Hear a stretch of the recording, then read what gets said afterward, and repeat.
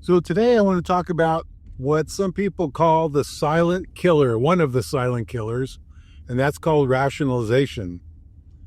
Hey, it's Jack Anthony with Jack Anthony Consulting again, coming to you with a little bit of information or something to think about. So really, rationalization's a silent killer? Yeah, silent growth killer is what they refer to it as. And it kind of reminds me about laziness, right? Because people talk about being lazy, being in your comfort zone, going back into your comfort zone. And laziness has a best friend, and it's called tomorrow. Yep, you put off tomorrow what you could do today. So, what about rationalization? How does that work? Well, we can rationalize things that are good, and we can rationalize things that are not so good. And those are what we call growth killers. So, let's say you wanted to work out today, and then you said, I'm still a little sore from the workout the other day. Maybe I'm going to just wait until I'm not sore anymore and let those muscles build back up. You know what? That's smart. That's a good thing. That's what I should be doing. Now I just rationalized not growing and doing what I was planning to do, right? Another would be, I'm trying to study for an exam. And you know what? I'm just so busy right now that I think I'll just wait and do the exam later, or I'll study later because I'm busy or I'm tired.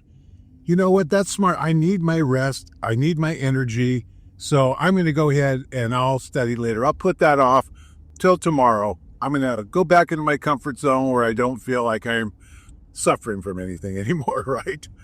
And maybe not suffering, but taking you into a place of discomfort. So we can rationalize all kinds of things. And Jim Rohn is the one I listened to who conveyed this and made me start thinking about it. Yeah, we can rationalize all kinds of things about, today I'm going to make 10 calls. I'm going to call 10 of my past clients or sphere of influence and touch base with them. And then you're getting ready to do that.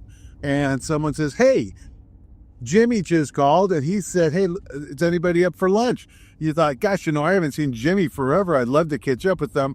You know what? Yeah, count me in. Well, no, that's great. You got to catch up with Jimmy. But what about the calls you were going to make and how those worked out? And you're like, hey, I really like catching up with Jimmy. That was worth it putting my calls off until tomorrow, right? Because I rationalized that was a smart thing. Well, rationalization actually convinces you, it actually tells you lies to convince you that the decision you made, the adjustment you made, the rationalization to not do something you planned on or fulfill one of your daily habits or work toward a goal is good. It was smart. It was a rational thing to do, right? And God forbid that we want to be irrational about anything because we'll probably get called out. Hey, he's being irrational.